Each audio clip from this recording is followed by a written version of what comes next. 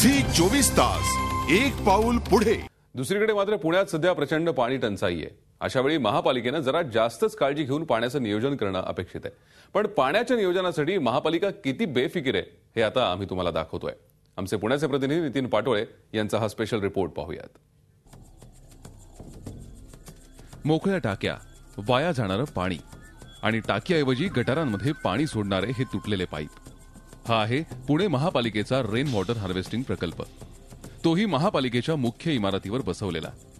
महापालिकेच्या मुख्य इमारतीच्या छतावरचं पाणी जमा करण्यासाठी अशा 6 टाक्या उभारण्यात आल्या आहेत। या सगळ्या टाक्यांचे पाईप तुटलेले आहेत, त्यामुळे पाणी चक्क वाया जात आहे।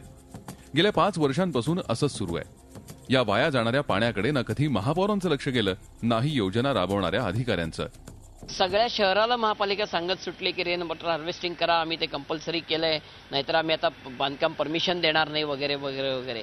पण त्यांच्याच बिल्डिंगमध्ये 5 वर्षापूर्वी खर्च होऊन सुद्धा आजही ती व्यवस्था व्यवस्थित चालत नाही किंवा व्यवस्थाच झालेली नाही। याचे इतकं दुर्दैव नाही।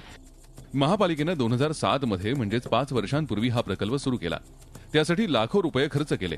मात्र छतावरच्या टाक्यांमध्ये आलेलं पाणी एकत्र करण्यासाठी मोठी टाकी बांधायला आणि पाणी भूगर्भात सोडायलाच महापालिका विसरली आहे। या पाण्यातून महापालिका भवनातल्या पाण्याची 70% गरज भागवली जाणार होती।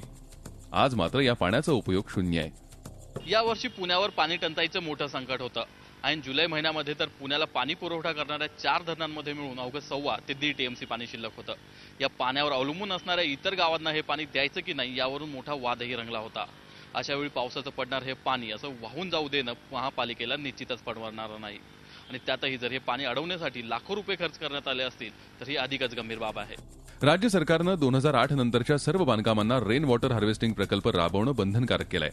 महापालिकाही रेन वॉटर हार्वेस्टिंग प्रकल्प राबवणाऱ्या नागरिकांना मिळकत करात 5% सवलत देते। पण दिव्याखाली कसा अंधार आहे हे दाखवायला हे उदाहरण पुरेसं आहे। झी 24 ताससाठी नितीन पाटोळे, पुणे। झी 24 तास एक पाऊल पुढे।